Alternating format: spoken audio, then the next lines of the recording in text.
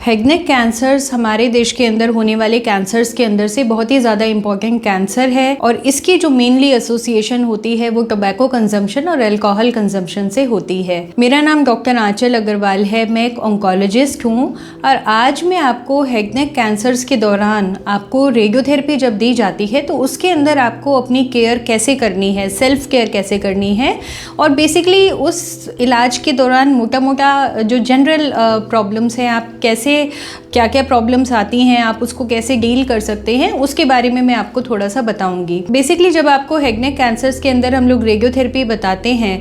तो या तो वो क्यूरेटिव इंटेंट से होती है, यानी कि आपकी बीमारी को जड़ से ख़त्म करने के लिए होती है और जिसके अंदर सर्जरी की रिक्वायरमेंट आपको नहीं होती है। और कई बार जो हम लोग रेडियोथेरेपी आपको देते हैं वो सर्जरी के बाद देते हैं और माइक्रोस्कोपिक डिजीज़ जो आपकी रह जाती है उसको हम लोग ख़त्म करने के लिए देते हैं। और तीसरी इंडिकेशन जो होती है वो पैलिएटिव सेटिंग के अंदर होती है, यानी कि सिर्फ और सिर्फ आपकी क्वालिटी ऑफ लाइफ को बेटर करने के लिए दी जाती है। तो मैं जो आपको अभी बताने जा रही हूँ वो क्यूरेटिव या एडजुवेंट, यानी आपको जो जड़ से बीमारी ख़त्म करने के लिए जब इलाज होता है उसके दौरान जो रेडियोथेरेपी दी जाती है उसके बारे में मैं आपको थोड़ा सा बता रही हूँ।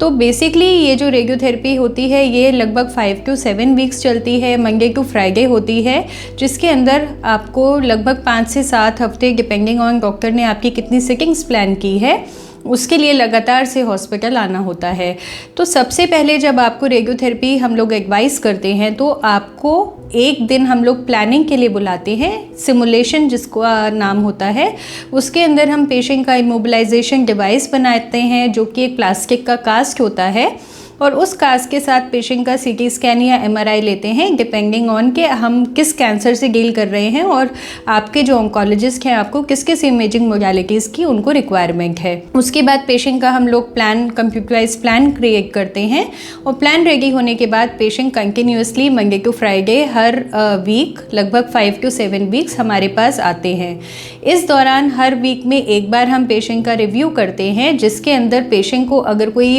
इलाज से साइड इफ़ेक्ट्स आ रहे हैं तो उन सब की मॉनिटरिंग करते हैं। बेसिकली जब रेडिएशन चलती है तो पेशेंट के अंदर किसी भी तरह की रेडियो एक्टिविटी नहीं होती है, पेशेंट अपने फैमिली मेम्बर्स के साथ टाइम स्पेंड कर सकते हैं, यानी कि बाकी के फैमिली मेम्बर्स को पेशेंट से किसी भी तरह का कोई खतरा नहीं होता है। इनफैक्ट पेशेंट को हम लोग एडवाइस करते हैं कि अगर घर में किसी को बुखार है या किसी तरह का इन्फेक्शन है तो पेशेंट को अपनी प्रोटेक्शन के लिए उनसे थोड़ा दूर रहना होता है, ना कि पेशेंट की फैमिली को पेशेंट से किसी भी तरह का कोई खतरा होता है। इसके दौरान पेशेंट को कुछ प्रॉब्लम्स भी आती हैं। तो मेनली जो प्रॉब्लम आती है स्किन की प्रॉब्लम आ सकती है, जिसके अंदर पेशेंट की स्किन जो है शुरू में पिंकिश हो जाती है, उसके बाद रेड हो जाती है और कई बार जब इलाज थोड़ा 4 या 5 हफ्ते का हो जाता है तो उसके अंदर कई बार जो स्किन है वो छिलने लग जाती है, यानी कि पेशेंट को कई बार नेक के ऊपर या फेस के ऊपर थोड़े थोड़े घाव भी हो जाते हैं। आपको स्किन की जो देखरेख है वो प्रॉपरली करनी होती है, यानी कि जो इरेडिएटेड एरिया है, यानी जिस एरिया की रेडिएशन चल रही है उस एरिया को आपको दिन में एक बार प्रॉपरली वॉश करना है, रोज़ नहाना है और उसको जब भी आप उसके ऊपर किसी तरह का कोई ऑइंटमेंट जो कि अगर आपके डॉक्टर ने रेकमेंड किया है उसको लगाने के पहले आपको हाथों को अच्छे से धोना है और उसको सुखाने के बाद आपको उस ऑइंटमेंट को अप्लाई करना है। किसी भी तरह का कोई कॉस्मेटिक आपको या मेकअप प्रोडक्ट्स अपने आप से उस जगह पर नहीं लगाना है अनटिल और अनलेस आपके डॉक्टर ने उसको एडवाइस किया है। इवन सोप्स भी हम लोग कई बार मेडिकेटेड आपको रेकमेंड करते हैं, क्योंकि बहुत सारी सोप ऐसी भी रहती हैं जिससे पेशेंट को कई बार रिएक्शन हो जाता है, तो इसीलिए कई बार हम लोग पेशेंट को सोप यूज़ करना भी मना कर देते हैं। उसके बाद आपको जो आपका फेस या नेक है जिस एरिया पे रेडिएशन हो रहा है उसको आपको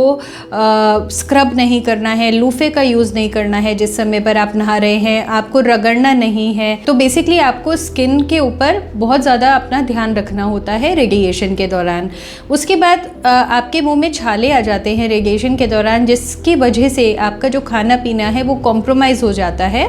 कई बार शुरू में पेशेंट जो है सॉलिड फूड खा पाते हैं, लेकिन जैसे जैसे रेडिएशन का ड्यूरेशन बढ़ता है तो पेशेंट कई बार सेमी सॉलिड डाइट से और बाद में आते आते कई बार उनको लिक्विड डाइट के ऊपर भी हमको रखना पड़ता है। कुछ पेशेंट्स ऐसे रहते हैं जो कि लिक्विड डाइट भी कई बार उनको लेने में तकलीफ होती है, तो कई बार किसी तरह का फीडिंग ट्यूब भी हम लोग पेशेंट को लगाकर और इस ड्यूरेशन पर उनका जो न्यूट्रिशन है उसको मेंटेन कराते हैं। उसके बाद कुछ पेशेंट्स ऐसे रहते हैं जिनको मुंह के अंदर या नेक के अंदर काफ़ी खिंचाव रहता है, तो इसके लिए बहुत सारी एक्सरसाइजेज रहती हैं, जैसे कि जॉ एक्सरसाइजेज रहती हैं, माउथ ओपनिंग एक्सरसाइजेज रहती हैं, नेक एक्सरसाइज रहती हैं। वो सब आपको कंटिन्यूसली करते रहना होता है जब भी आप दिन में फ्री होते हैं, at least 3 to 4 times a day, जिससे कि आपकी जो नेक मसल्स हैं वो टाइट हो गई हैं, तो कई बार उसको रिलैक्स करने में वो आपकी हेल्प करता है। मुंह के अंदर सूखापन आ जाता है और कई बार आपको जो सलाइवा है वो थिक हो जाता है, स्टिकी हो जाता है, जिसकी वजह से पेशेंट जो होते हैं कई बार बार सलाइवा को मुंह से बाहर निकालते रहते हैं, उसको स्वॉलो नहीं कर पाते हैं। बहुत सारे पेशेंट्स को कई बार सोने में भी तकलीफ आती है because of thickening sticky saliva, तो उसके लिए आपको अपने को वेल हाइड्रेटेड रखना होता है, यानी दिन में कम से कम 2 से 3 लीटर पानी आपको पीना है। कई बार हम लोग पेशेंट्स को माउथ रिंस करने के लिए नमक, मीठा सोडा और पानी का एक सोल्यूशन बनाने के लिए बोलते हैं और उससे दिन में 5-6 बार उनको गरारे करने के लिए बोलते हैं, जिससे कि जो सलाइवा की जो ये कंसिस्टेंसी चेंज होती है, मुंह का सूखापन होता है, कई बार उसके अंदर पेशेंट को फ़ायदा मिलता है। उसके बाद जब कभी आपको